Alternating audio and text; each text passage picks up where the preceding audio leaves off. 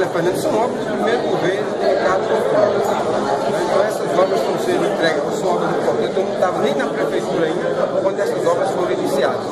Então é o que eu digo sempre, o importante não é quem está fazendo, o importante é que a cidade ganhe com a qualidade de vida.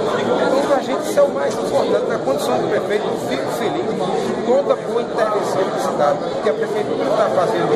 Então o nosso trabalho na prefeitura, além de realizar obras, nós cuidamos da cidade, a limpeza urbana é com a gente, a mobilidade urbana é com a gente, cuidar das praças é com a gente, a saúde, a educação. Ou seja, a gente tem um trabalho que é diário. O nosso trabalho na prefeitura não é durante um mês, é durante 4 anos. Isso para a gente é a rotina, é o dia a dia, é a luta diária de fazer com que a cidade cada vez mais tenha qualidade de vida, que a gente possa oferecer o que tem de melhor para o nosso